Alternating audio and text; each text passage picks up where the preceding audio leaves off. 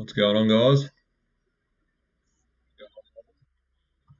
We've got good audio and video.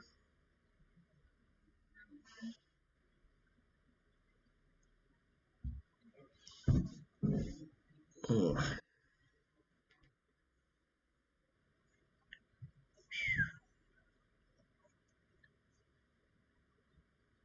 Anyone there? We got audio. What's going on, Matt?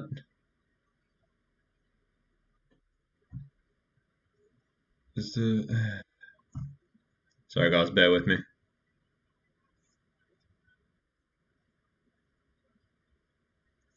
Right, so we got audio. Is it echoing or is it all good?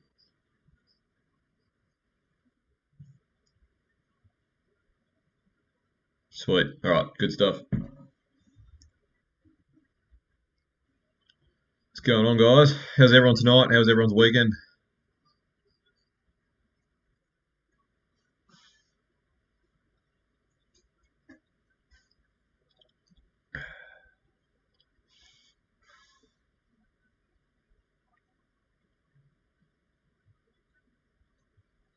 Not bad, not bad. What do you all think of the merch we got going on? I got posted on my story the other day. We sort of refined it a little bit. So we got the 31 design now with like way less sketching, way less shading in the sketch. See if that. So that's what it sort of come to. There's way less sort of shading up the side of the car, way less shadows. So that's probably what's going to end up being the design for the back of the shirts. For one of the shirts, anyway. It's so weird. My cousin must have been watching the video and he just randomly sent me that sketch. I was like, sick. I didn't even know he was going to do it. So that was awesome. That was really cool. So I'm thinking about getting one done of Adam's car as well. Pretty much the same sort of deal. And so that we've got a Crusader one as well. Considering that a lot of the channel was built on Crusader and R31 stuff. So, but yeah, I don't want to make too many shirts because you say I put out like 5 designs, well then you got to get 5 shirts made in all the different sizes as well. It ends up being so many shirts you have to get made. So sort of I want to narrow it down. I want to keep maybe do 4 shirts for a first release because it's still a fair few shirts to get made up, and then yeah, once those sort of sell and sort of move a bit, then I might do another drop with different designs as well. All right, who we got in the chat here? G'day Jackson, what's going on? I'll check out YouTube a bit later on. What's going on, everyone? Ryan dreamt he was a muffler and woke up exhausted. Not bad, not bad. Demeritless, what's going on, Mick? How you been? I saw you got a new vehicle. How's it go? Little family car. Yeah, DSR. It adds up heaps quick. Because like say you got like one design, you got that design you want to get made in like 10 large, and then your mediums and smalls, and then extra large and 2XLs as well. So you call it 20 shirts, and each design you got to get made up to sort of cater for all the different sizes. So if you overdo it with too many designs and try and like do a drop of like 6 or 7 different designs, you end up having to get so many shirts made up. So I don't want to get stuck with heaps of stock that is not going to move. So I want to keep it to a limited amount of designs and try and sort of not overstock in shirts. It just so happens that Jacob Peck at Death Click Printing there lives pretty close to me, so I don't have to pay heaps of shipping, and hopefully we can organise with him to sort of do some smaller stuff just until I figure out what you guys are going to actually buy and what's going to sell, and then the stuff that's actually going to sell I'll stock up a bit more on. So yeah, Sean. What's going on, Sean? So Sean here in the chat, he's working on some cool aero stuff for R31. So I'm planning on running some of his stuff on the LS31, so I'll keep you posted on that, and hopefully those work out sick, and he starts sort of actually doing massive production runs of them. So you can all buy some cool aero stuff for 31s, for Osdale 31s at least. But yeah, I do want to do like a single cam RB30 shirt, like a God's Motor shirt, Sean. That is a plan because RB30s are absolutely sick. So I do plan on doing that one day. Not your car, Mick. Whose car is it then? Is it your missus? Um, at this stage, I'm getting them made to order. DSI, does that cost you a lot more to get them made to order? That's the only thing that I don't want to do that to Jacob just because I know it'll be a pain in the ass. Um, but yeah, yeah. I'm trying to make it like not so hard for the people that have to like do the work for me as well. Like Jacob is going to be printing the shirts because he sets up like he charges you a setup fee for the print. So the more you get printed, obviously the more efficient it is or more cost effective it is. But obviously there has to be a line drawn. So I'm not really keen on getting them made to order, not by him anyway. But that would be handy. But yeah, it just seems like it's going to cost heaps. A cheeky K11 shirt. Oh, I don't know about that. We'll see what happens. Maybe. Did you ever get the photo of an R31 coupe I sent you as ground up rebuild? What me like what? Where did you send it to me, Chris? Was it on Facebook or Instagram or? Honestly, I just have trouble these days keeping up, like because I'm across so many different mediums of social media, and I got people that message me on my personal account, I got people that message me on my business accounts, and I just lose track of who's messaged what and where they are. It's a real pain. Um, should do slap stickers of the 31. I definitely will be. I wasn't planning on it until that sketch sort of got done. Looking at that sketch, I reckon it'd be a sick slap sticker. So definitely will be getting slap stickers made for the 31 as well. But as I said in the video, if you guys watched it, I sort of just want to get the logo slaps made up first to just try and get some stuff selling. And yeah, Jacob's very busy at the moment, so he's booked out for ages for doing shirt prints. So it's probably going to be a little while until shirts come into stock. But yeah, definitely want to get some stickers done fairly soon. And then I'll look at getting 31 stickers done as well. And probably some RB30 stickers if I can get a design that I like there as well. DSR, please for love of God, do some stuff for wagons, Sean. His front guards will still fit wagons. um, Graham Ball, hey mate, how's the little boy situation going? Awesome. He's home. Everyone's settling in pretty well. I went out to the workshop yesterday for the first time since he was born. And I'll be back at work pretty much from tomorrow. So, from tomorrow onwards, I'm pretty much going to be back out there full time, mostly. Obviously, advantage of working for yourself is you can sort of pick your own hours. So I can take days off when he's got appointments and stuff like that. But pretty happy at the moment to go back to work. Everyone's sort of settled in and everyone's doing real well. So awesome. It's doing real good. Thanks, Graham. Um, Yeah, but at this stage, my fan base is a lot smaller than yours, so I don't mind. Yeah, that's fair enough, DSR. That makes sense, I suppose. Um, look who's fashionably late. Mr. Sabiji, always fashionably late, making an entrance. Busier than a long-tailed cat in a room full of rocking chicks. Shit, Fredo says. uh, Wagon finally got an angry industry coils and lock kit got put in. Awesome. So you running S13 front end DSR? But yeah, I always wanted to do a wagon. I remember back in the day, they were so cheap too. Like even when the sedans were getting expensive, wagons were still cheap, and I didn't buy one, and I should have. Yes, sweet. Oh, that should feel good then. It's sick that Angry actually does coils for the back of them. That's awesome. I just love people who actually put R&D into this chassis. So I'm so stoked that Sean's making these guards and stuff. I just like the people that take the time to actually put in the effort to make something for this chassis. It's awesome.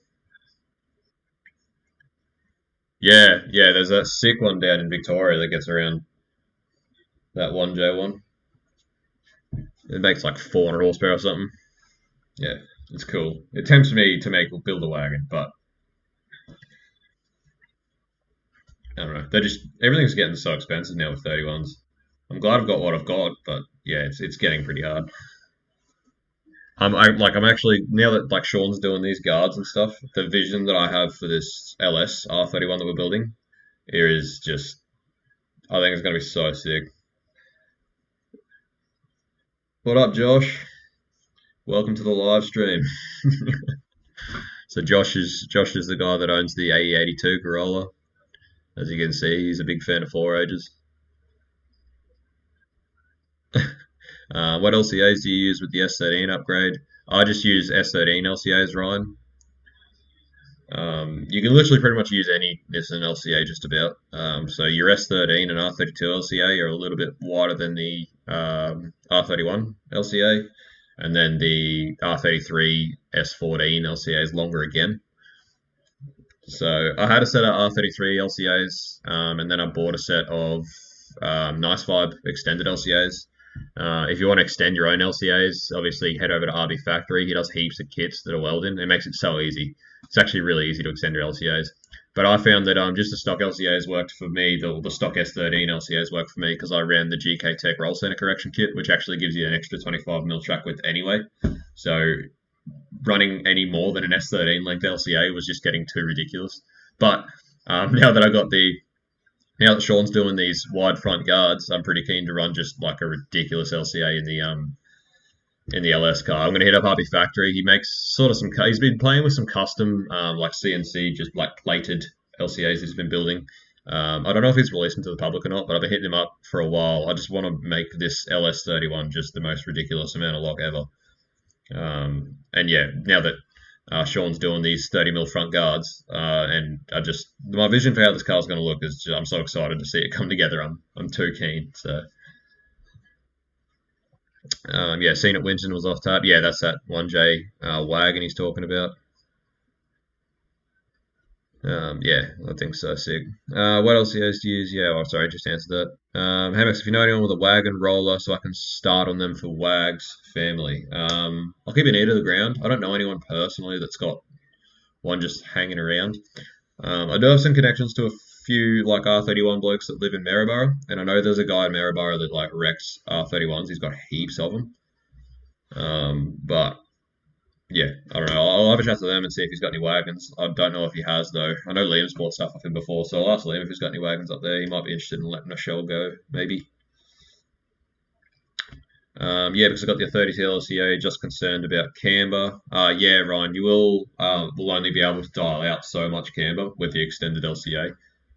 But it's not ridiculous. I remember back when my 31 was on the street, I had just S13 LCA with just the coil tops on my coilovers maxed out, no roll center correction kit. So it was just S13 LCA, so same as the R32 one, and S13 knuckle. And with the camber tops maxed in, it was like 7 degrees of camber. So with them all the way out, it shouldn't be completely ridiculous. It should be like doable. What have we got here? I should have pic on my Facebook of the start on the rears. Yeah, I saw you put up the post. Yeah, I'm so excited that you're doing rears as well. I'm keen for this LS car to just be full wide body, ridiculous looking. I want people to look at it and just think that a 31 could never look like that. I know there was a black one at the like last spring Matsuri, I think, and I had like a full Uras. I think it was the Laurel body kit that was like modified to fit the R31, and he just had like big arches, but like it wasn't wide body as such, but it still looked ridiculous. It's one of those cars where you looked at it and you're like, I never thought a 31 could look like that. So that's what I'm hoping to do with the LS car. LS31, since when? Since a while ago, Michael. I'm shattered to know you don't keep up with the channel. Nah, me and Rex are building just an angry, naturally aspirated LS to put in a R31 shell. So, what about any clean Cressida shells? Newbie to Queensland, need to start a build. Oh, did you actually move up here, James? What's up, James?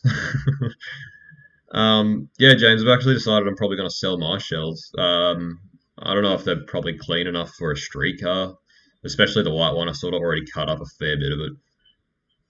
But yeah, I'm thinking about getting out of all my Cressida stuff at the moment, just because it's in the way. And I can't see me building my Cressida anytime in the next, couple of years. So I'm thinking about just getting rid of them, and I can just buy another shell later on. Chris Ashburn, YouTube, I think, was Black Two Door. Anyway, similar rebuild to what Rex did. Watch all your videos. Oh, VLs with RB30 manuals. Yeah. VLs are sick. If VLs were still cheap, I would be all over that. But VLs are just like an unobtainable price now. But no, I don't think I got it. I'll have to go through my messages and have a look. But is it that one that was like custom built that was down in Melbourne with the like built into a coupe with the long door? Because I remember seeing photos of that. That thing is absolutely outrageous. What's going on, BCI? Question: Budget R31 Drifter or budget KE? Which would be more cost effective in your eyes? Um, in my eyes, R31, literally just because I have heaps of parts. But if you ask someone who had heaps of KE shells and parts lying around, they'd tell you KE. So it's 6.5, honestly.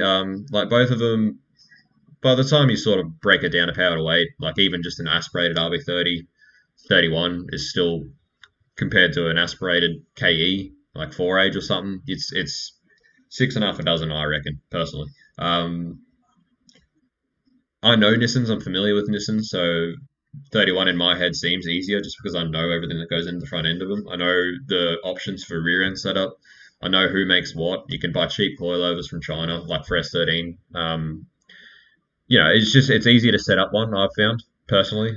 I've never set up a KE, so I can't really comment, but I don't think they're too hard either. So I don't know. It's much of a muchness, Josh. It's pretty much, I think, whatever you'd prefer. Um, 10 years ago, I would say K70 for sure, but these cars are starting to get stupid. Yeah, that's the other thing, DSR. I haven't really looked at Ks for a while. I've always wanted one just because I think they're sick, but yeah, I think it's the same thing. It's getting pretty hard to find them cheap. R31s are starting to get up there, but at least there are still cheap ones around. Yeah, sweet. Well, welcome to Queensland, James. Hope you're enjoying it. Whereabouts did you move to? Did you move to Brizzy or something? Or um, busy than a termite in a sawmill? Shit, Fredo says, eh? LS sounds good. Have seen your old ones sitting around Archie? Yeah, yeah. So I don't know what's going on down like with that car. So the people I bought it, oh, the people I sold it to, rather, they're from New Caledonia. They were planning on coming over for like a drift holiday, and they were leaving it at Archerfield so that they could have it there for when they start, like come over to drift it. But with all this COVID stuff going on, I don't think they can come over. So I don't know what they're going to do about that. So I don't know if they're going to want to sell that car or if they maybe have postponed their trip, or I don't know if from New Caledonia it's sort of a bit different with the ability to travel and stuff. I don't know. I don't know what the go is. So rest in peace, VL cheap purchase price. Yeah, you'd know all about it, don't you, Michael? Michael, when he was on his L's, had a turboed VL. Silly boy. Good old max speeding rods. Exactly, BCI. Honestly, after having them in my old car, I'm not like obviously they wouldn't be my first option for coils to run, but I did put them through their paces and they stayed together. So yeah, pleasantly surprised by them to be honest. Never paid over $50 for any of my KEs, but that was 10 years ago. I wish we could do that. Jesse 31 because everything's bolt in. KE most things need to be fabbed. Yeah, okay, that's fair enough. But yeah, again, see, I don't know these things because I've never really played with KEs. Obviously my immediate experience between doing 31s and Crusaders and stuff, a very limited experience with Toyotas, is that the Toyota stuff seems to be a lot harder to set up on a budget. I've definitely found that Nissans generally seem to be a lot easier to do on the cheap. I saw a meme the other day that actually said you can't build a Toyota on the Nissan budget, and it sort of hit pretty hard. It's pretty true, I feel. Because I found the same thing pretty much with the Cressy. So much stuff needs to be custom made. It's really hard to do it on the cheap. Whereas the R31, there's so much compatibility between all the Nissans, and it just made it so easy to set up. So, what have we got here? I'm in Burley, had a mate. I'll be working up the sunshine from the start of June for a bit. Loving it so far. Yeah, sweet as James. Oh, well, when you come up the sunshine, I'll have to catch up for a beer or something. As long as you get paid for it, yep. Always getting paid. I have them in Sylvia, and when I save up for K Sports, they were going to 31. Yeah, that's a good way to do it, VCI. That was pretty much always my plan. Was I was going to use them in my old car until I could afford decent ones, so that I could put that car on the street, and then I was going to use them in the budget Sylvia. But obviously that didn't work out because I had to sell my car to buy the dyno. But I'll probably end up running them on the 31 and the Sylvia at this stage, unless I can find someone who may be keen to sponsor the build or sponsor the channel and help us out with some suspension. But at this stage, I can't see myself spending a heap of money on coilovers for that car. Not at this point, anyway. Like later on down the track, when I'm looking at trying to set the car up a bit better, I'll definitely probably be looking to go on to better coilovers where I've got better options for spring rates and everything like that. But yeah, for now, just to get the car going on a budget and get driving again, probably definitely whack another set of max speedies in there. Thoughts on Evo 9? I love Evo 9 Johnny Sins. Evo 7, Evo 9, I love them. Not a big fan of the Evo 8. Don't like the grill. Obviously, I'd buy an Evo 8 and whack an Evo 9 front bumper straight on there. But Evo 8 is probably my least favorite. My favorite's an Evo 6. I've always wanted it. I've wanted an Evo 6 for a very long time. I want to buy an Evo 6 sometime in the next couple of years before that's another car that gets out of reach as far as realistic prices go. I want to get an Evo 6. But yeah, do love the Evo 9. Just throw a four-way in, weld the diff, chop the springs, done. Drift pig, good to go. It is, yeah, that's true, DSR, but I mean, the same thing can be said for the 31. Same thing. 31, manual RB30, Aspo, whack 411s in and out of Vintara, and some $300 coilovers and an S13 front end, and you've got a pretty well set up car. So, yeah, same thing where it's sort of 6.5. I think it's just going to depend on what you'd rather. Beers when you're allowed out of the house with the new bub.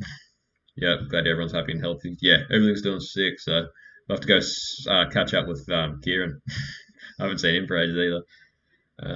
Yeah, funny how things go. Sure is. Michael, Evo or Subi?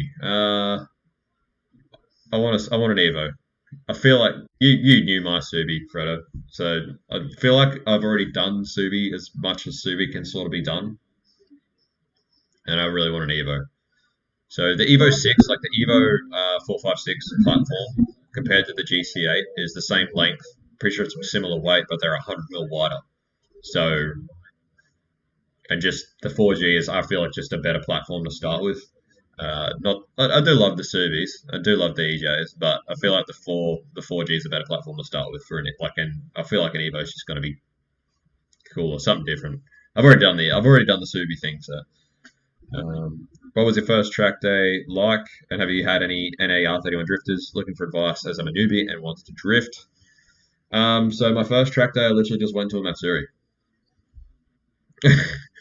And like all the other boys thought I was an idiot for doing it, but it worked out great.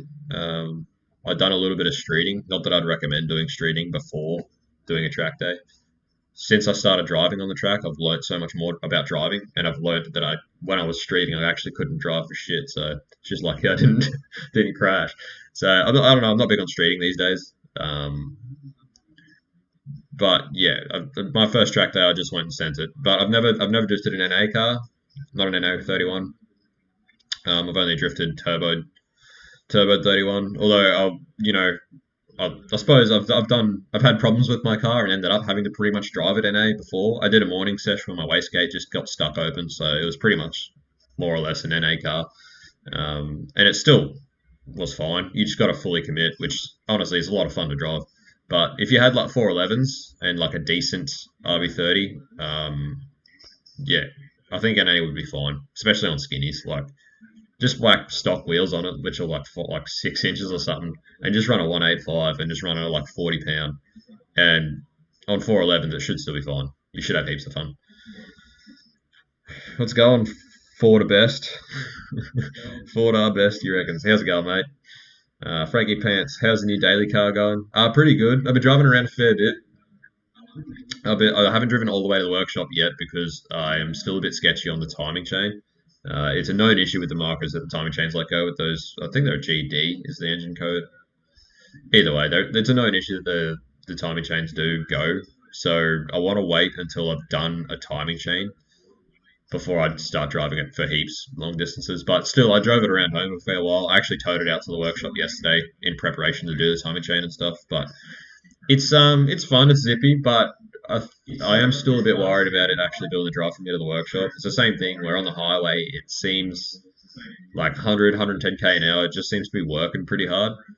and I'm just a bit worried about like driving it that far every day, like doing like 100, 110k an hour, for 3 hours every single day. I feel like it's going to drive that car into the ground really quick. So it's almost like it needs an extra gear. I was sort of for a little while I was thinking about just looking into doing the 1.5 swap out of the Pulsar, just so that I've got better gear ratios to do highway speed. But it's the same thing. It's going down a rabbit hole. The car is clean and it's got low Ks, so I don't really want to go doing an engine swap on it at this point because it'd still be worth a fair bit to sell, I reckon, if it's tidied up. I've ordered some lowering springs for it. They're on the way, and I've got the time chain out there ready to go. So hopefully, new timing chain and lower it 30 mil all around, so it sits pretty well on those wheels. And yeah, I'll just drive it and see how it goes. If not, I'm sure I'll be able to tidy it up and sell it to a peep later who's pretty keen on it. It's a pretty cool car, honestly. I do like it. But my friend has a Mitsubishi Rally Art. It's a really cool car. Can set it for snow. Yeah, it's pretty cool. On snow settings, does it have like different ABS sort of setups? Like the what is it? The new Focus RS has like drift mode and stuff. It's pretty cool. Never drifted NA. VT says otherwise. Oh, that's right. Yeah, but I mean, I've never drifted an NA RB30 is what I meant to say to Morales. Quick unrelated question. As usual, can RB25 radiator temp sensor act as switches? Because I want to use one to drive the main radiator fan. Don't think so. I think you'd have to buy. I know Davies Craig actually do a module, which is like just a probe that you put in your radiator, like in your top hose, and it actually drives. You can drive two fans off it if you want, and it has built-in relays and fuses as well. But I don't think you could use just a regular temp sensor as a switch. That being said, I'm not 100% sure on the RB25 ones, but yeah, I don't think that would work. I can confirm NAs go hard on small track. Yeah, that's what I figured. BCI. Like if you're on Archie or something, like an NA RB3031 with 411s and 185 you should be able to just pump laps, and it'd be so much fun. Like the only reason I couldn't do it in mine is just because of the heat from the turbo setup. It would just get too hot. My cooling system wasn't up to par as far as my oil cooling and stuff went, and I just had a China intercooler and stuff on it, and the timing was fairly retarded, so the EGTs were getting real high, which was causing massive oil temps as well. And I could only do like 5 laps at a time when I was at Archie because it would just get too hot. But yeah, if you had an NA car, you could literally just churn laps and it'd be sick.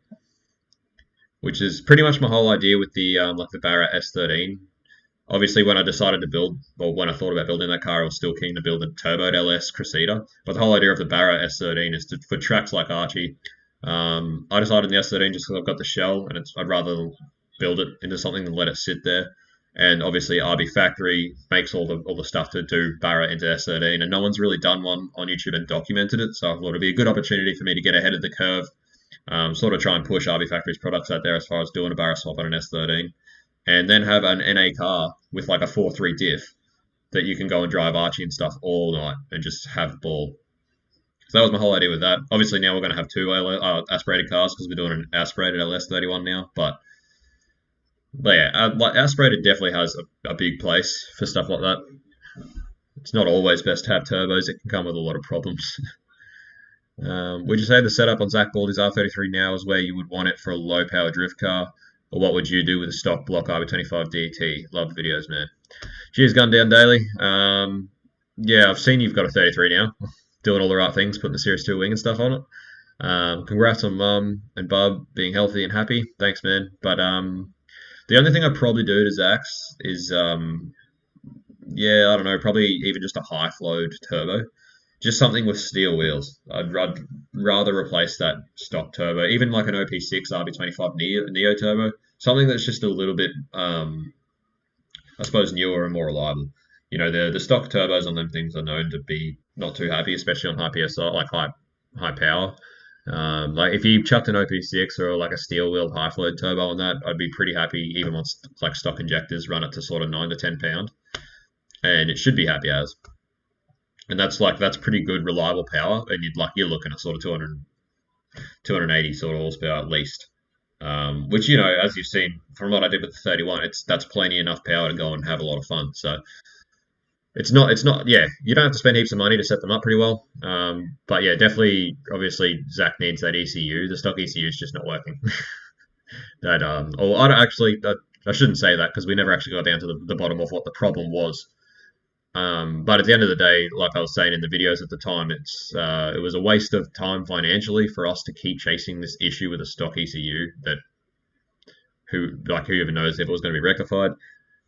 So once he gets, I think he's ordered a link, so we're going to do a retune on that once he's got the link.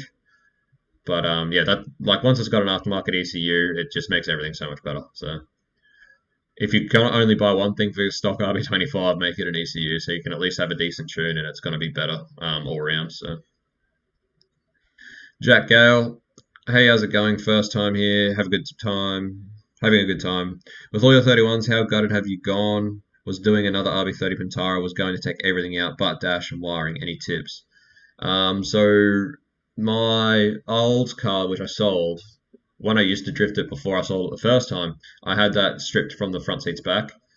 Um, when I built it again, I sort of decided the weight for like it was only an executive, so the trim in it's not very heavy. It's literally like back seats and back carpet. It's the weight there is almost negligible. So I decided to just leave it in, just to have it looking a lot stock, more like nicer. I also wanted to put it back on the street, so but with this new LS car, we've actually gutted the entire thing, and we're pretty much going to plan on doing the exact same thing. We're pretty much only going to run a dash pad. We've actually pulled like the fan and everything out of it as well, because it was an aircon car. So we actually pulled the fan and all of the aircon stuff out. It is literally going to be just bare bones, front door cards, seats, and a dash pad. So honestly, they're not that hard to strip. They're actually quite easy. It didn't take us very long to strip that thing out. But as far as how much weight you're actually saving, that like the interior weights in those things are not. It's not that heavy anyway. We just sort of stripped it just because we've got no reason to have an interior in it because it's a dedicated track car. So, damn, I'll try anyway. Seeing as it's Sunday, I'll report the results later. What did you say, Sabiji? I can't even remember. Oh, the temp sensors. Yeah, right. Yeah, actually, yeah. Let me know. I'll be super interested to know. Super interested to know whether that's actually an option, whether they work that way, because that would be handy. In your opinion, what would you recommend? What would you recommend be the best parts for a reliable full build for a single cam RB30 turbo to hit the 350, 400 horsepower mark? Obviously, the best parts if you've got the budget. Without obviously, you're talking like six boosts, Garrett, Bosch injectors. I'd still probably go for a all performance garage forward facing. But if you're looking for something pretty budget, even just I know Hybrid Performance NZ used to do like steam pipe manifolds for them that were pretty cheap. They're actually a really good price. I don't know if they stopped doing them or not, but I could never get them to have any in stock. So keep an eye on them because they're a pretty reliable, solid manifold for cheap. And then, personally, we've never had problems with, never had problems with the turbos that we come from China. I've killed a few, but that was because of the setup, not the turbo. But we've had pretty good track record with just the China turbos. That being said, the Kinugawas and Mamba turbos are awesome little units as well. And you got, billet wheel ball bearing turbo for $1,100 or whatever you can get them for. That's pretty good, cheap, reliable power. Definitely in all my years of building cars and trying to get out of it as cheap as I can, I have found two places you need to spend money, but you can't skip. Like you can cut money and buy China manifolds, which some of them last. They crack if they're not careful. If you do things wrong, they can crack, but sometimes they last. You can buy China turbos. They seem to go all right. I've had a good record with China turbos. You can cut costs and so much of that stuff, but you can't cut costs with your fuel system, and you can't cut costs with your ECU.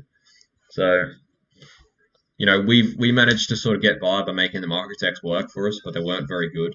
But if you're gonna spend money on your build, make it your ECU and make it your fuel system. Buy decent injectors, which are like a flow match set that actually have injector data.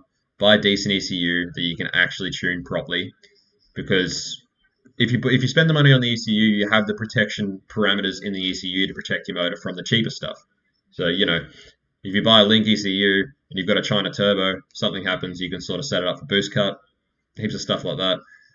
It's just that's just two, in my opinion, that's two things you need to spend money on when you build. It's two things you shouldn't cut corners with: is a good ECU and a good fuel system.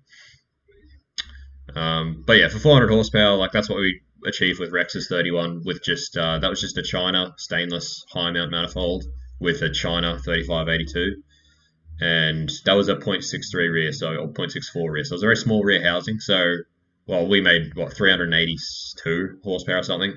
Um, we would have gone way over 400 if we had a point 0.8 housing on that turbo, but it was a really punchy setup. That car is actually pretty wild. It's street driven now. The bloke who owns it's a mate of ours, and he street drives it, and it's a wild setup on the street.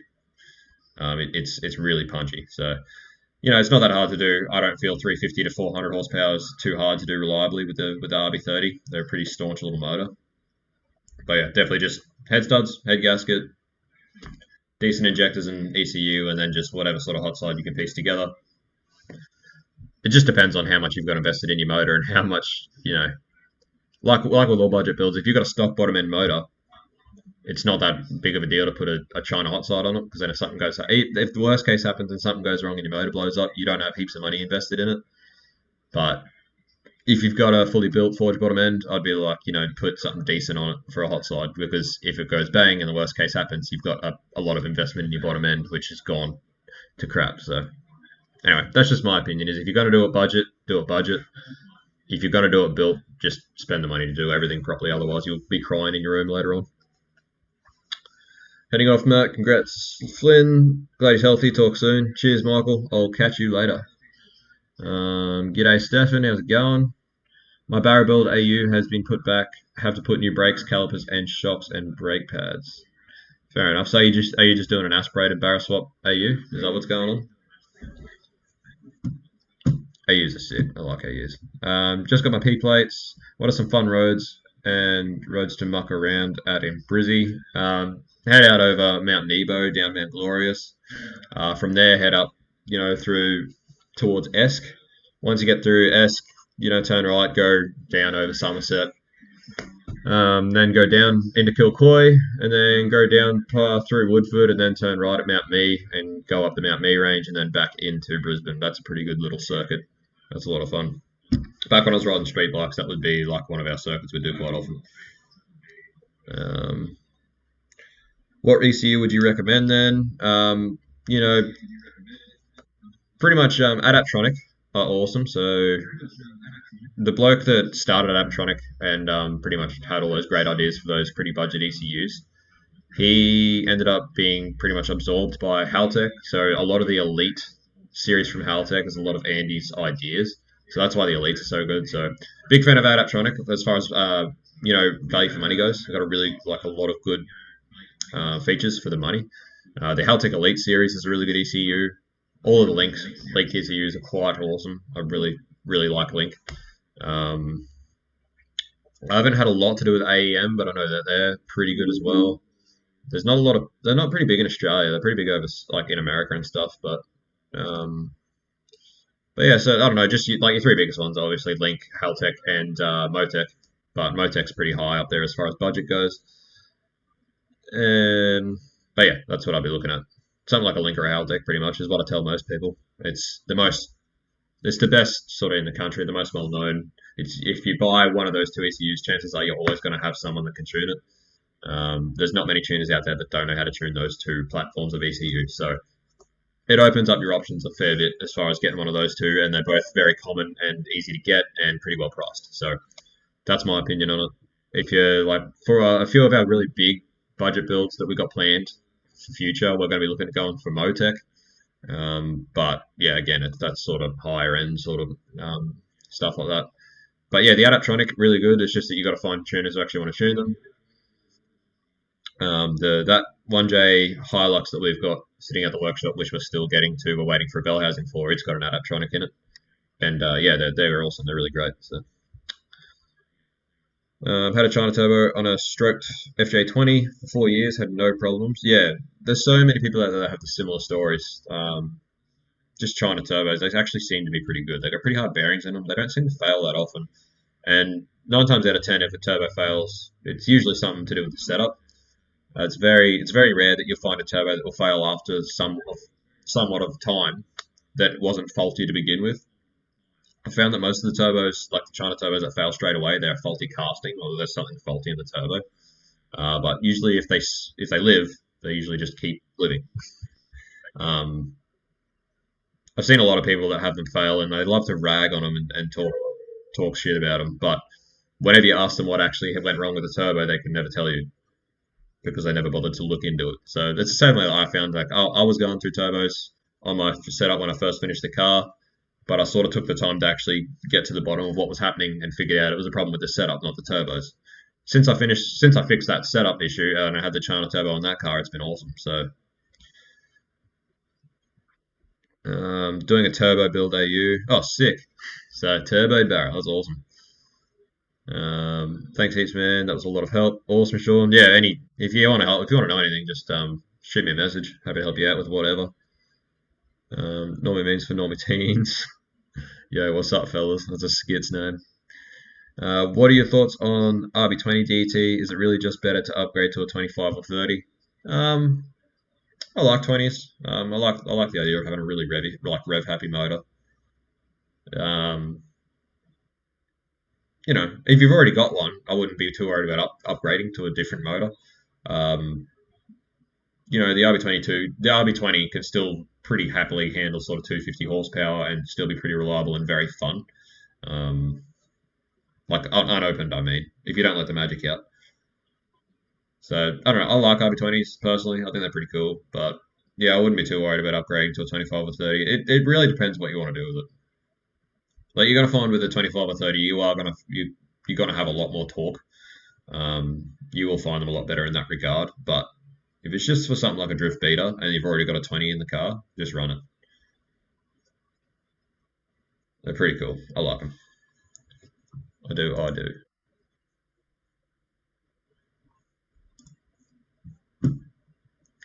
All right. Well, I guess it's starting to die down a bit now. It's been like 40 minutes. Whenever I do these live streams, the time just flies, eh? Feels like I've been on camera for about 4 minutes and it's been 40. But anyway, guys, yeah, I'm going to be back at work this week now. Like I said it at the start before a lot of people were watching, but I went to the workshop yesterday just to sort of tinker around and do some stuff. I had to take the marker out there, I had to bring another car back. So I went out there yesterday just to have a sort of look around, see what's been going on. Rex has been pretty busy out there working on some cars. So I'll be back in the swing of things this week. So definitely have some more content coming out, like better content, not just me sitting in this room explaining stuff like it has been the last couple of videos.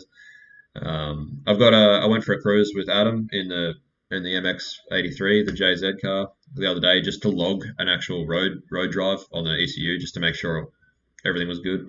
So Alex came in the MX-32 as well, so I made a video of that day, which is pretty cool because both those cars are pretty sick. So that's coming out this week pretty soon as well. I made a video yesterday at the workshop, just sort of explaining quickly what's going on. So they'll be coming out this week too, and yeah, after that should be back into sort of the swing of things of actually some builds that's been going on and some stuff I've been up to and actually making some pretty cool content. So pretty excited to move forward from here. Pretty excited to definitely get going on this LS31. Like I said, I'm pretty excited for how this thing's going to look with some of the stuff I've got lined up. So very, very keen. Normally memes. I'm 17, turning 18 in a few months. I want to build a track car. Really want an inline six turbo. Fairly low budget. What power plant would you recommend? The good old RB30 single cam. Can't go wrong. Cannot go wrong with a good old single cam RB30. You get yourself like a Series 2 block, so that you've got provisions for turbo in the block. Buy yourself a China hot side, cheap, just a bunch of cheap stuff. Put an ECU and injectors in it, and you're off. You ever thought of entering into lemons? Are you talking about like the 24-hour lemons at QR, like where they do the 24-hour race in the shitters? Because I definitely have thought about that. I reckon that would be so much fun. But I'd have to get a team together that were keen. So yeah. No, I would be keen as to do that. Definitely. But the problem is getting a team together that's keen. So definitely look at doing it. I might even talk to a couple of other YouTubers, see if they're keen to do like a bit of a YouTuber lemon thing. That would be fun. Oh yeah, for sure. Anyway, I'm gonna get going. I'm gonna go make some dinner, spend some time relaxing, and head back to work tomorrow. So thanks all for tuning in. Hopefully we'll have some merch for you soon. Yeah, sweet as. Peace, guys. Catch you later.